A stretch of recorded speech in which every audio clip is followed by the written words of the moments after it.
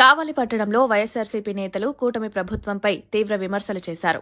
కావలి మాజీ ఎమ్మెల్యే శ్రీ రామిరెడ్డి ప్రతాప్ కుమార్ రెడ్డి నివాసంలో నిర్వహించిన మీడియా సమావేశంలో నాయకులు మాట్లాడుతూ సిట్ నివేదికను పూర్తిగా విస్మరించి కావాలనే వైఎస్సార్సీపీపై అసత్య ఆరోపణలు చేస్తున్నారని మండిపడ్డారు. సిట్ నివేదికలో జంతుకొవ్వు లేదని స్పష్టంగా తేలినా కూడా రాజకీయ లబ్ది కోసం ప్రజలను తప్పుదారి పట్టించే ప్రయత్నం జరుగుతోందని ఆరోపించారు. నిజాలను అంగీకరించకుండా దుష్ప్రచారం చేయడం ప్రభుత్వానికి అలవాటుగా మారిందని విమర్శించారు.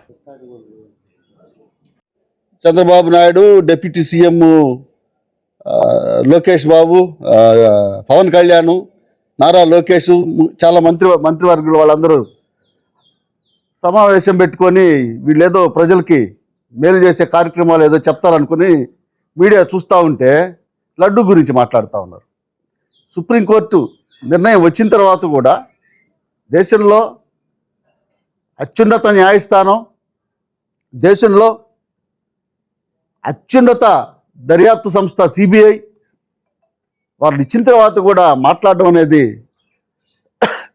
వీళ్ళకి చట్టాల మీద ఎంతవరకు భయం ఉంది. పెట్టినాడు పోనీ పూర్తిగా అమలు చేశాడా అంటే ఏదో సూపర్ 6 అన్నాడు, అయిపోయింది, అంతా ఇచ్చేసామన్నాడు. ఇదంతా పక్కదారి మళ్లించడానికి ప్రజల చూపు వేరే పెద్ద అంశం మీద, లడ్డు మీద పెడితే దీంట్లో కొవ్వు కలిసింది, జంతువులు కొవ్వులు కలిసాయి, అది ఇదని చెప్తే ప్రజలందరూ డైవర్ట్ అవుతారని డైవర్షన్ రాజకీయాలు చేయటం స్టార్ట్ చేశాడు. ఎందుకంటే ప్రజలు ప్రశ్నిస్తారు కదా, నువ్వు మాకు పలానా హామీ ఇచ్చావు, ఏం చేసావని.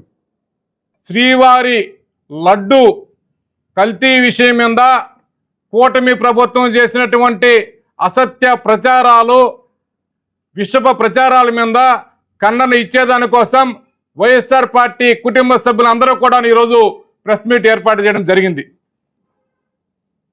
ఈరోజు భారతదేశంలోనే ఎక్కడ కూడా పవిత్రమైనటువంటి శ్రీ వెంకటేశ్వర స్వామి పుణ్యక్షేత్రం ఉన్నటువంటి లడ్డుని దానిలో పువ్వు అవశేషాలు ఉన్నాయని చెప్పేసి ఈ యొక్క కూటమి పెద్దలు, రాష్ట్ర ముఖ్యమంత్రి వర్యులు, ఉప ముఖ్యమంత్రి వర్యులు, అదేవిధంగా విద్యాశాఖ మంత్రి వర్యులు మరియు కూటమి నాయకులందరూ కూడా లడ్డు మీద అసత్య ప్రచారాలు చేస్తున్నారు.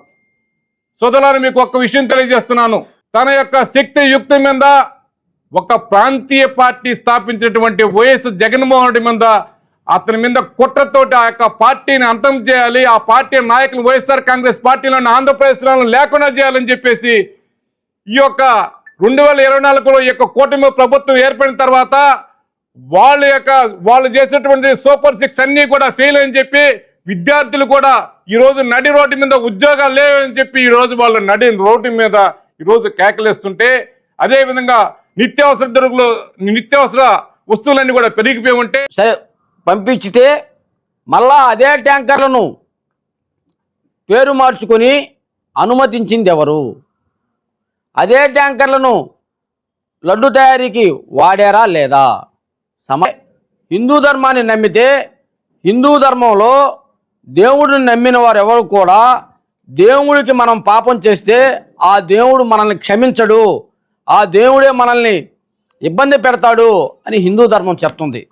నిజంగా మీకు హిందూ ధర్మం మీద నమ్మకం ఉంటే, తిరుమల తిరుపతి వెంకటేశ్వర స్వామి మీద మీకు నమ్మకం ఉంటే, తిరుమల తిరుపతి వెంకటేశ్వర స్వామి మీద వదిలిపెడతాం.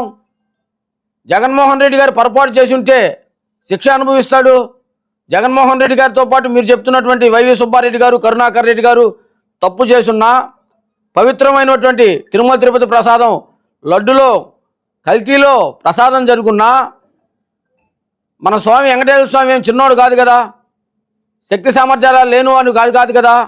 ఈరోజు ప్రపంచంలో ఉన్న హిందువులు అందరి మనోభావాలను వెంకటేశ్వర స్వామి అంటే గొప్పగా గౌరవిస్తాం కదా, పాపం చేస్తే శిక్షించబడతాం కదా. మీరు అవన్నీ వదిలేసి లేని విషయాన్ని చెప్పడంలో, లేనిది 1కి 10 సార్లు చెప్పి ప్రజలను నమ్మించడంలో దిట్టైనటువంటి చంద్రబాబు నాయుడు గారు ఏ విధంగా అయితే